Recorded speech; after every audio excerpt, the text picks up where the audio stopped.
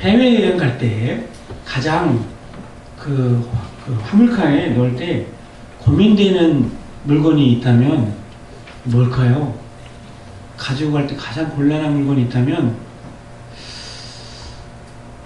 해외에 있는 자녀들이 가장 먹고 싶어하는 김치. 이 김치 가지고 가는 거 얼마나 힘든지 몰라요. 왜냐면 김치는 한 번만 싸도 안 돼요.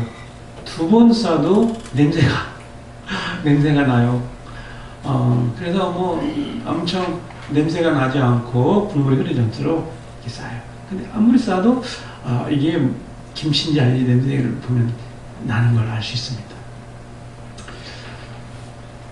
똑같은 그릇인데 거기에 무엇을 담느냐에 따라서 그 포장이 그 내용물을 감출 수가 없는, 아무리 포장을 이쁘게 다르게 해도 그 안에 있는 내용물은 여러분 감춰지지가 않아요. 잘. 제가 오늘 교회 올 때 엘리베이터를 타고 엘리베이터 안에 거울을 쳐다봤습니다. 거울을 보니까 제 얼굴이 보이더라고요. 그래서 제가 거울을 보면서 저를 쳐다봤어요. 근데 이런 생각했습니다. 너는 누구의 것이냐? 내 안에 지금 누가 계시냐? 제가 거울을 보면서 그 거울에 비쳐있는 내 모습 속에서 보이지 않는 내 마음에 누가 계실까? 이런 생각을 해봤어요. 여러분, 우리들은 거울을 보지 않는 한 나를 볼 수 없잖아요.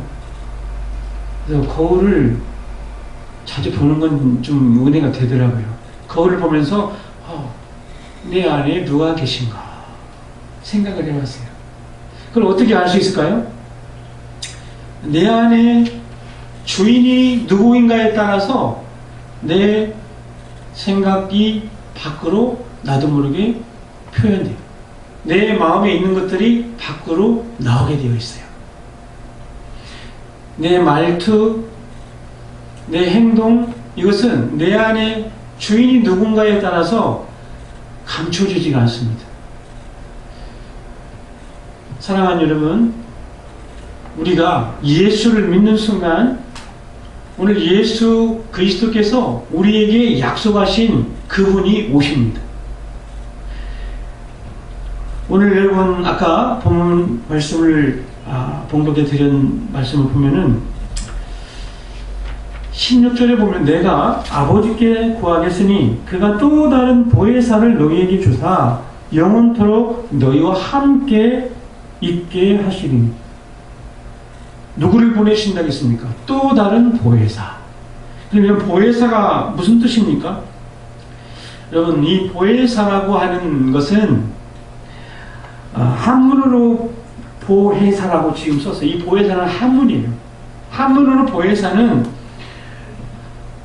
어떤 뜻을 가지고 있습니까? 우리를 보호해 주시고 우리를 위로해 주시고 지켜주시는,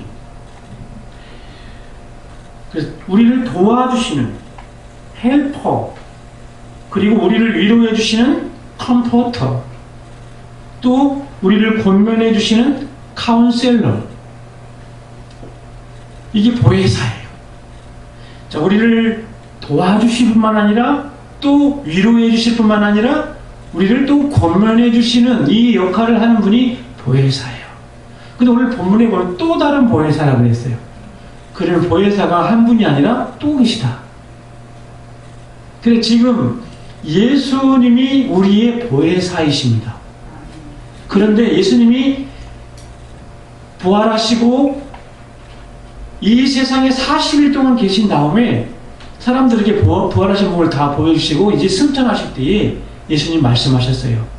내가 아버지께로 가는데 또 다른 보혜사를 보내주겠다.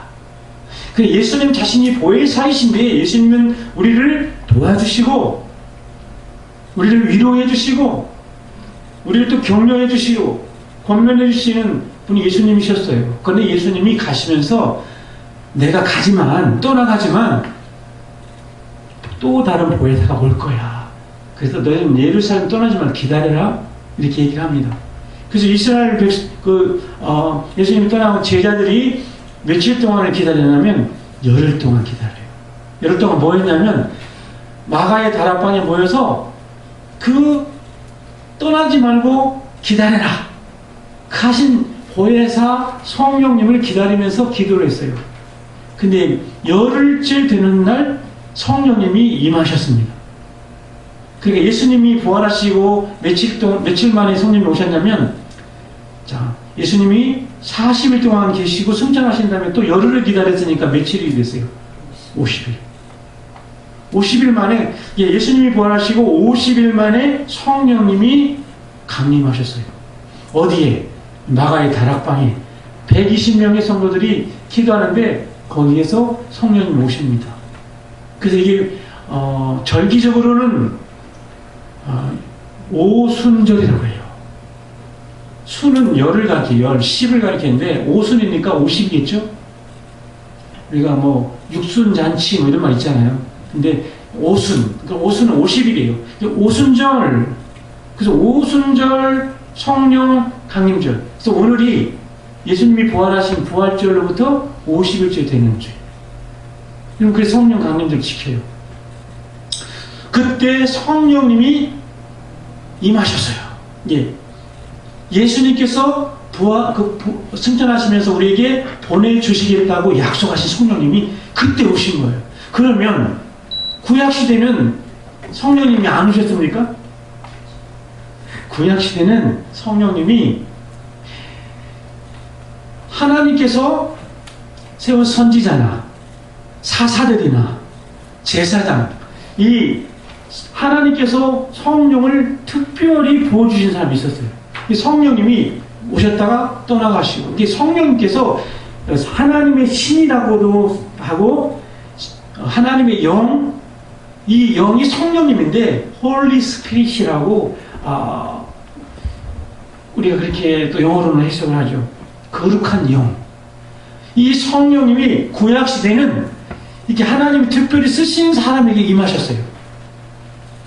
뭐 사사들 있잖아요. 사사들, 기드온이나 삼손이나 또 뭐 다윗에게도 성령이 기름을, 골리앗을 물리칠 때도 다윗에게 기름을 부을 때 성령이 임하셔요. 다윗을 왕으로 기름 부을 때 사무엘이. 구약시대는 이렇게 성령님이 특별한 사람에게만 임하셨어요. 그리고 또 떠나가시고. 그런데 예수님께서 약속하신 성령님은 이제 예수님이 승천하신 이후에 오순절에 임하신 성령님은 어떤 성령님이냐면 우리에게 오셔서 떠나가지 않으시는 거예요. 영원히 우리 안에 내주하시는 성령님이세요. 이 성령님은 우리가 예수 그리스도를 우리 마음에 믿음으로 받아들일 때, 영접할 때에 성령님은 우리 안에 이미 임하셨음을 믿으시기 바랍니다. 지금 여러분 안에 예수님은 우리를 위하여 십자가에서 죽으심으로 우리의 죄를 용서해 주셨고, 그리고 다시 무덤에서 3일 만에 부활하심으로써 우리에게 영생을 주신 것을 우리는 믿습니다. 아멘. 여러분, 이 사실을 믿는 자들은 하나님의 자녀가 된 줄로 믿습니다. 영접하는 자, 곧 그 이름을 믿는 자들에게는 하나님의 자녀가 되는 권세를 주셨어요. 자, 그러면 성령님은 이렇게 우리가 예수 그리스도를 마음에 믿는 순간 우리 안에 오셔서 우리가 예수님을 믿을 수 있는 믿음을 주시고, 또 예수님은 우리 육체로 계실 때는 어떻게 했어요? 공간의 제약을 받고 시간의 제약을 받으셨어요. 그렇죠? 2000년 전에 예수님이 저기 팔레스타인 이스라엘 땅에서 33년의 생애를 마치실 때까지 사람의 몸을 입고 오셨잖아요. 그 예수님이 이제 부활하시고 떠나갈 제자들이 예수님 가시면 어떻게 합니까? 그러니까 내가 또 다른 보혜사를 보낼 것이다.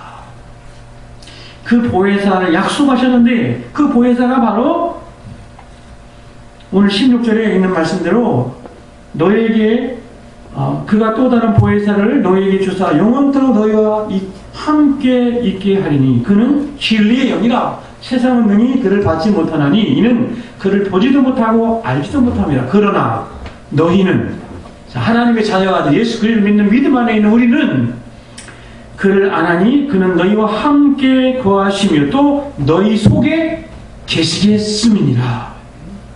지금 성령이 어디 계셔요? 우리 안에 계심을 믿으시기 바랍니다. 성령 거룩한 영이에요. 그래서 이 성령이 우리에게 오시면 어떤 일이 벌어질까요?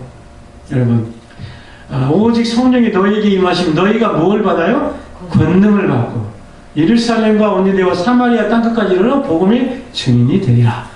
우리가 전도할 수 있게 된 것은 성령이 오셨기 때문에 가능해졌어요. 그리고 성령이 오시면 우리에게 어떤 역사가 나타나냐면 우리의 인격이 바뀌어져요. 어떤 인격으로? 우리가 하나님이 원래 창조하신 하나님의 성품으로 우리가 바뀌어져요. 우리 안에 하나님이 영이신 성령이 계시기 때문에 어떻게 바뀌냐면 성령의 열매가 나타나요. 이제 어떻게 나타나는가요? 성령의 9가지 열매가 있죠. 성령의 9가지 열매 다 아시죠? 사랑, 희락, 화평, 오래 참음, 자비, 양선, 충성, 온유, 절제. 성령님이 내 안에 계시면 이 열매가 나타나요. 사랑하는 여러분, 그래서 이 성령이 오신 다음에 우리는 이제 어떤 인격으로 살아가게 되냐면 하나님이 주신 성령의 인격으로 살아가게 되는 줄을 믿으시길 바랍니다. 여러분, 성령이 오셔서 예수를 믿은 다음에 성령의 열매가 나타나기 시작하면 이 사람은 성령이 충만한 사람인 것이 드러나는 거예요. 성령 충만한 사람은 어떤 사람이면 이게 인격이 예수님의 인격으로 바뀐 사람이에요. 그래서 사랑이 많아져요, 갑자기. 그래서 사랑은 뭐예요? 옛날에 조선일보에 까십런에 이규태인가 그런 분이 있었어요. 사랑은 해가지고 매일매일 그 사랑에 대해서 이렇게 나와요.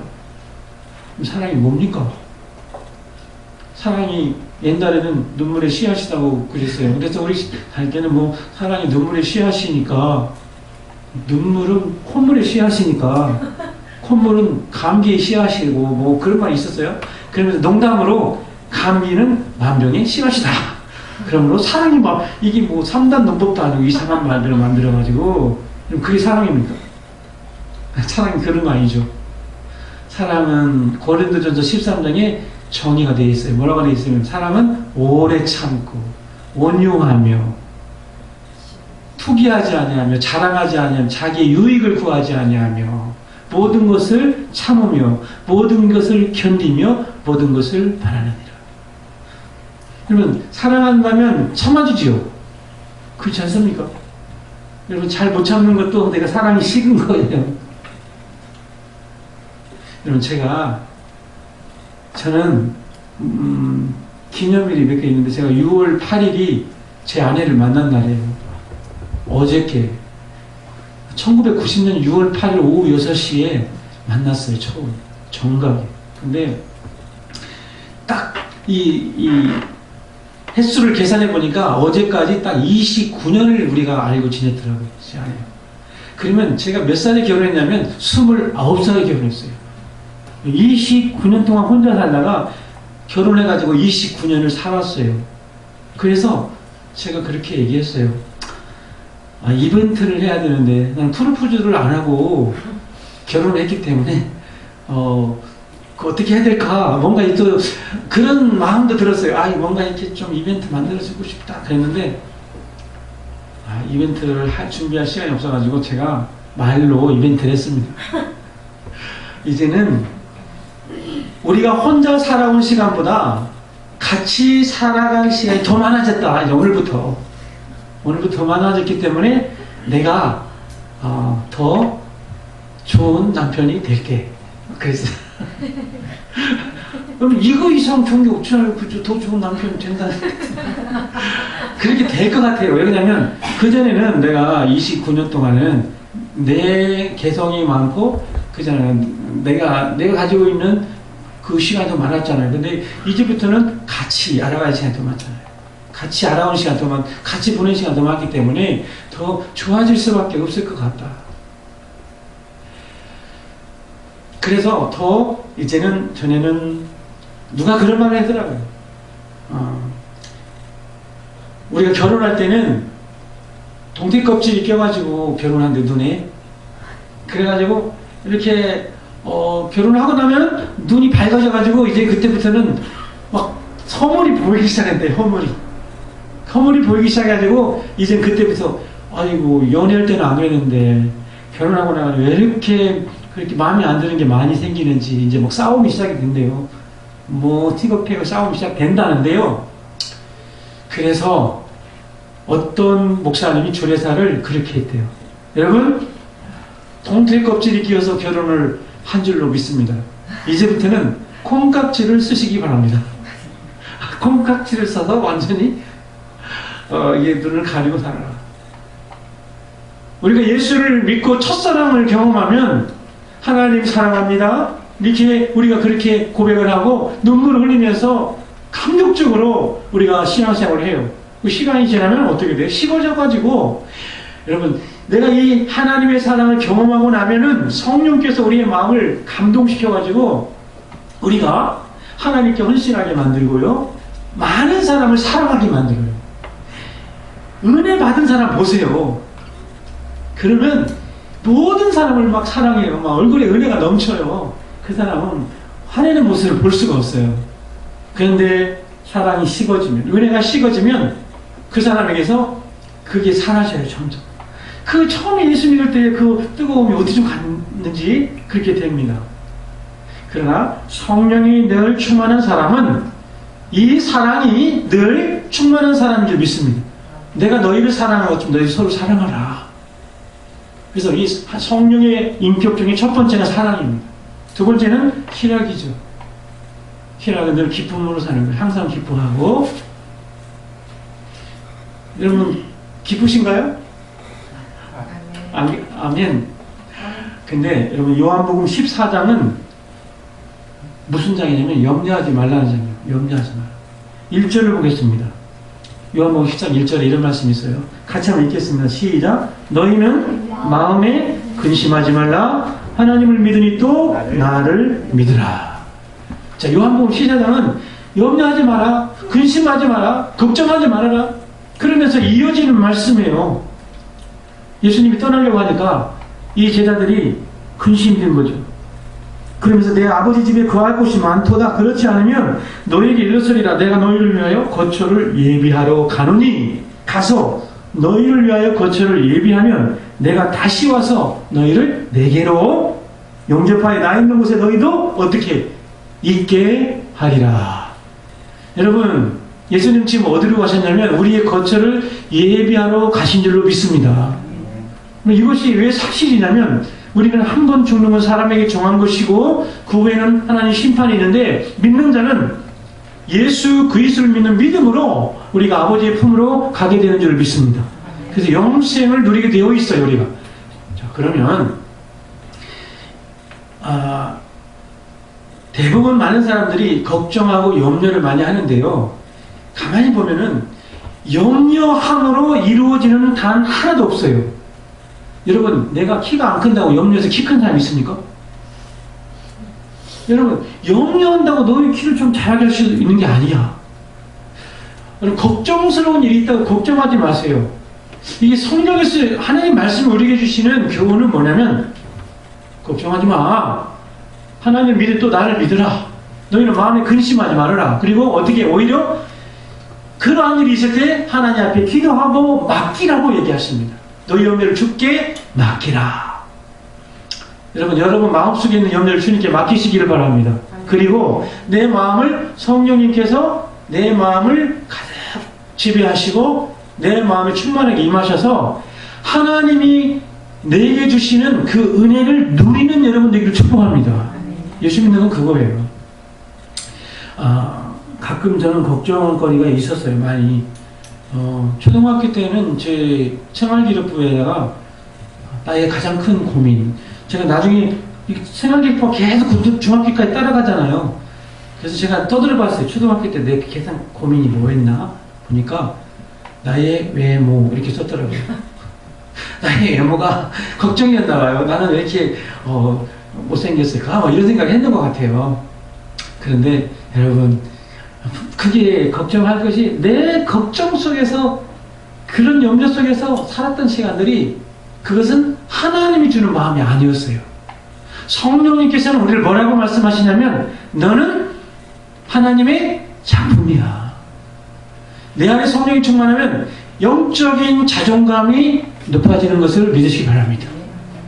여러분, 내가 조금 부족함이 있다고 해도요, 하나님께서 성령이 내 안에 계시면 사람들이 객관적으로 판단을 하면 사람들이 정하는 기준이 있어요.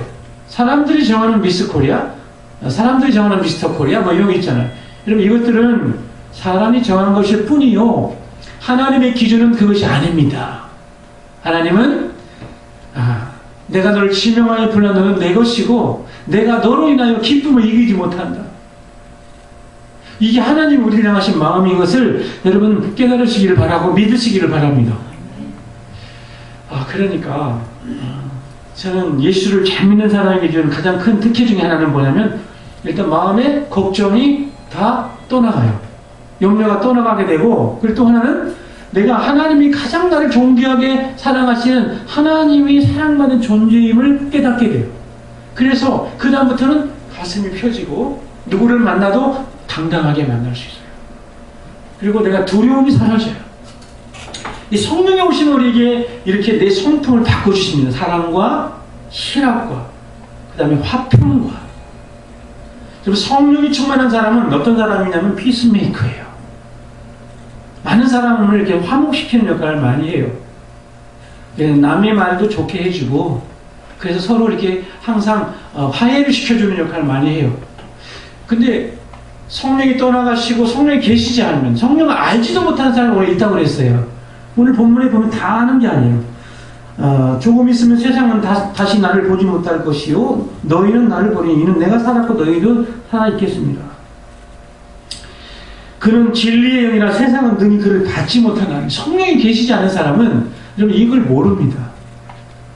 성령이 계시지 않은 사람은 이 성령이 주시는 은혜를 알지 못해요. 그러므로 성령 충만한 사람은 얼마나 그 놀라운 은혜를, 혜택을 누리고 있는지 모릅니다. 화평, 피스메이커. 대부분 트러블 메이커가 많아요. 그 사람만 오면 다툼이 일어나고, 그 사람만 오면 분쟁이 일어나고 갈라지고, 이것은 성령의 사람이 아니다. 사랑과 희락과 화평과 오래 참. 성령 충만한 사람 오래 참아요. 막 분노 분노 조절 장애 있잖아요. 우리가 여러분 그때마다 어떻게 되냐면, 성령님 나를 좀 다스려 주세요. 여러분 이 시대가 가장 큰 문제 중에 하나가 뭐냐면 참지 못하는 거예요. 여러분 가장 잘 못 참는 동물이 뭔지 아세요? 물고기를 잡으면 가장 먼저 배를 뒤집어 죽어버리는 고기가 있어요. 그 고기가 단치라고. 어렸을 때 물고기를 잡아가지고 막 붕어, 피라미, 미꾸라지 이런 것들은 절대 안 죽어요. 그런데 잡고 나서 한 5분도 안 돼서 배를 뒤집고 이렇게 죽어버려요. 이게 뭐냐면 단치. 성질이 급해가지고 왜 나를 가뒀어? 이러다가 그러면서 죽어버려요. 그리고 새 중에서 가장 승질머리가 못 참는 그런 새가 있어요. 여러분 꿩이 얼마나 고약한 줄 아세요? 꿩을 잡아가지고 키워보겠다고 우리 동네 친구가 꿩 있잖아요, 수꿩 장기라고 그러죠. 쟁기. 이 쟁기를 잡아가지고 이 꿩을 저렇게 가둬놨어요. 세상에 만들어가지고 이렇게 키우겠다고 가둬놨는데, 다음날 일어나 보니까 어떤 일이 벌어졌느냐. 꿩이 머리가 대머리가 되어버렸어요. 왜 그런지 아세요? 꿩이 문을 들이받으면 계속 나간다고.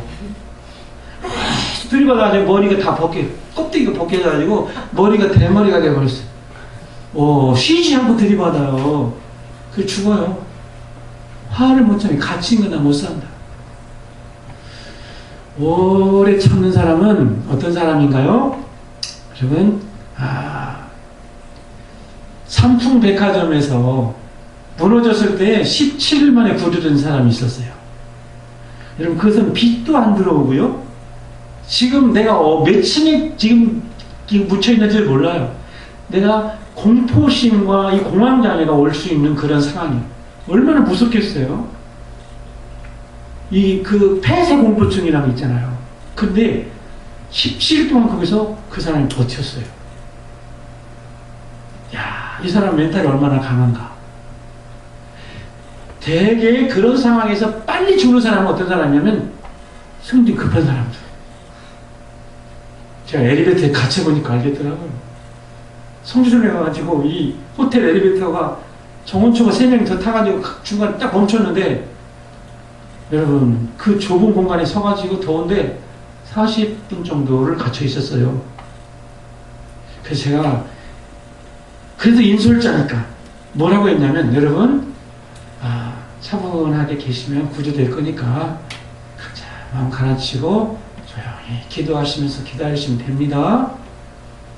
그리고 말을 크게 내고 거기서 말을 하는 사람이 없었어요. 사람들이 전부 다 주여 하고 뭔 기도를 했냐면, 제 죄를 용서해 주세요. 회개 기도를 하고 거기다 하나님, 제가 앞으로 착하게 살겠습니다. 거기 불평한 것도 용서해 주세요. 그리고 사람들 기도를 하는 것 같아요. 근데 극적으로 아무튼 거기에서 우리가 엘리베이터 끊어지지도 않고 40분 만에 구조를 받았는데요. 구조 받으면서 문이 딱 열리는 순간, 이 공기, 여러분, 거기 얼마나 답답해요. 저는 이 많이 찬소가 없어지는 것 같더라고요. 근데 거기에서 버틸 수 있는 힘이 뭐냐면 바로 오래 견디는 힘입니다. 여러분, 예수 믿는 사람은 어떤 사람이냐면 이렇게 오래 견디는 사람이에요. 승질난다고 바로 승질내는 게 아니고, 또 하나님 말씀으로 내 자신을 다스리고 통제하고. 여러분, 내가 화가 날 때 적극적으로 말하는 사람은 실수를 많이 합니다. 어떻게 되면 화가 날 때는 조용히 자리를 피하든지 눈을 감고 물을 마시고 하나님 말씀을 보면서 그렇게 해야 돼요. 그래서 지혜로운 사람은 어떤 사람입니까? 지혜로운 사람은 너를 격동하지 않아요. 잠언에 보면 이런 말씀이 있어요. 우유를 저으면 버터가 되고 코를 비틀면 코피가 나듯이 노를 격동하면 다툼이 일어나느니라. 계속 내가 스스로 내가 못할 줄 알아? 그런 자기 스스로 노를 격동한 사람이 있어요. 나 한다만 한 사람이야. 계속 자기를 격동해요. 절대 그러지 마세요. 그러면 안 돼요. 그러면 어떻게 진짜로 그렇게 해가지고 돌이킬 수 없는 그런 일들을 저지르죠. 그래서 성령이 오시면 어때요? 성령 우리 딱 다스려 주세요. 야, 진정해라. 그리고 심호흡을 한번 하고 하나님의 말씀 기억하고 이렇게 나가는 거예요. 오래 참음. 그리고 성령이 충만한 사람은 자비가 충만해져요. 자비. 긍휼과 자비가 많은 사람이 돼요. 그래서 불쌍한 사람은 불쌍히 여기는 마음이 생겨요. 양선, 선을 행하는 마음이 많아져요. 충성. 그래서 무슨 일을 맡기든지 충성을 해요. 여러분, 주의 일을 맡겼을 때 충성스러운 사람이에요. 여러분, 교회 안에서 무슨 일을 맡았습니까? 직분을 맡았든지 여러분 충성을 다하시길 바랍니다. 그러면 충성된 사자는 타작마당의 얼음 냉수와 같다. 그래서 그 주인의 마음을 능히 시원케 하느니라. 하나님의 마음을 시원하게 해드리는 비결은 맡긴 일에 충성하는 거예요. 내가 너 믿는다. 충성과 온유와 절제다. 여러분, 온유한 사람. 성경에 보면 온유한 사람은 복이 있나니 뭘 받아요? 제가 땅을 기업으로 받아요. 땅을 찾는데요. 온유한 사람은. 예수님은 뭐라고 했어요? 수고하고 무거운 짐진다 다 내게로 오라. 내가 너를 쉬게 하리라. 나는 마음이 온유하고 겸손하니 내 멍에를 메고 내게 배우라. 여러분, 이 온유의 마음도 예수님의 마음이에요. 그 다음에 절제. 이 절제는 내가 하고 싶은 다 하는 게 아닙니다. 우리에게 분명히 자유가 있지만은 이 자유를 통제할 수 있어요. 내가 충분히 그렇게 할 수 있지만 하지 않는 거예요. 온유는 내가 힘이 있지만 힘을 다스리는 거예요. 여러분, 말이 힘이 있지만 잘 길들여진 말은 그 말이 유용하게 쓰이는 것처럼 내 안에 있는 에너지를 잘 다스리는 게 온유함입니다. 온유와 절제. 이게 성령의 열매예요. 이 성품이 이렇게 바뀌어요. 그래서 성령이 우리에게 오시면 이렇게 사람의 성품이 바뀝니다. 여러분, 성령의 열매가 여러분과 충만하기를 주의 이름으로 축복합니다. 그리고 두 번째는 뭐냐면 은사가 우리에게 나타나요. 여러분, 성령이 우리에게 오시면 성령의 은사가 우리에게 나타난다. 성령의 은사는 뭐가 있습니까? 성령은 우리에게 가장 좋은 선물을 주시는데요. 고린도전서 2장 10절에 보니까 오직 하나님이 성령으로 이것을 우리에게 보이셨으니 성령은 모든 것 곧 하나님의 깊은 것까지도 통달하시느니라. 하나님의 성령은 우리에게 선물로 주셨어요. 그래서 성령의 은사를 주셔서 은사를 통하여서 성령님은 우리에게 지혜의 은사, 또 우리에게 말씀의 은사, 믿음의 은사, 병 고치는 은사, 예언의 은사, 이런 은사를 선물로 주셔요. 이런 왜 은사를 선물로 주실까요? 이 은사를 통하여서 하나님이 하시고자 하는 일은 뭐냐면 복음을 위하여 이 은사를 쓰게 하시는 거예요. 성령이 오신 이유와 목적은 예수 그리스도를 증거하기 위해서 오신 줄 믿으시기 바랍니다. 성령을 우리에게 오셔서 은사를 주신 것은 내가 이걸 자랑하라고 주신 게 아니에요. 이걸 통해서 예수 그리스도를 드러내게 하는 거예요. 그럼 성령 충만은 결국 예수님을 드러내는 일을 하는 거예요. 성령이 오신 이유와 목적은 성령은 자기 자신을 위해서 오시지 않았어요. 예수님을 드러내기 위해서 오셨어요. 그래서 우리 안에 성령이 오시면 우리에게 나타나는 현상은 바로 이 성령님이 우리 안에서 예수님을 드러내고 내가 또 예수님을 드러내는 일을 하게 하시기 위해서 오신 것입니다. 이제 말씀을 저는 맺겠습니다. 성령은 이미 우리 가운데 오셨어요. 오셔서 우리 안에서 우리를 고아와 같이 버려두지 아니하시고 우리 가운데 약속하신 대로 오셨습니다. 오셔서 그날에 내가 아버지 안에 너희가 내 안에 내가 너희 안에 있는 것은 너희가 아니라 자 삼위일체 하나님은 서로 하나세요. 서로 그 안에 계셔요. 아들이 아버지 안에 계시고 근데 우리는 예수 그리스도 안에 있어요. 그리고 우리가 예수 그리스도 안에 있으면 우리가 하나님 안에 거하게 되는 거죠.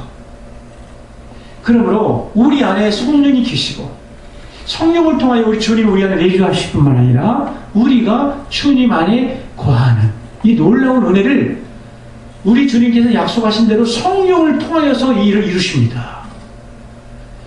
그러므로 우리가 잊지 말아야 될 것 하나는 뭐냐면 내 안에 성령이 계시고 나는 주님 안에 있다.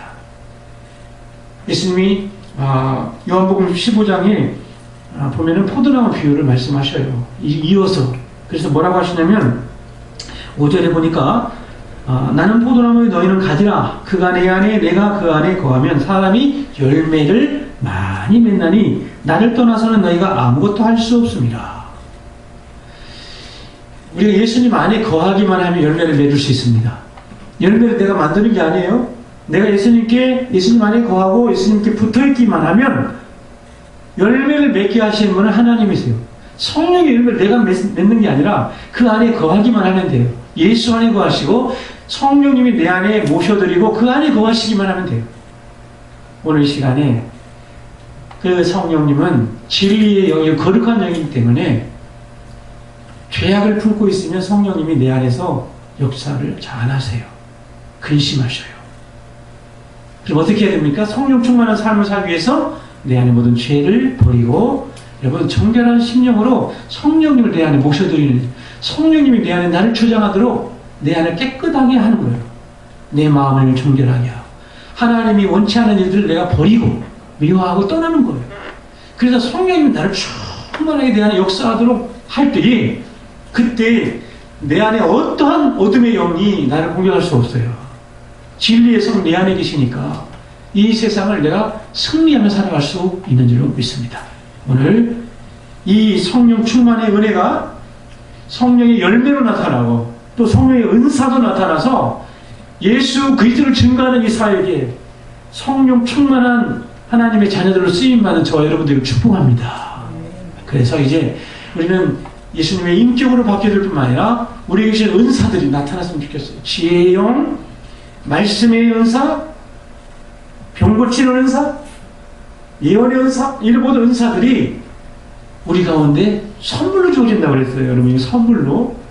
그래서 우리 교회가 앞으로 성령 충만한 교회가 되어서 우리 안에서 예수 그리스도의 복음이 더 충만하게 증거되어지기를 주님의 이름으로 축복합니다. 기도하겠습니다.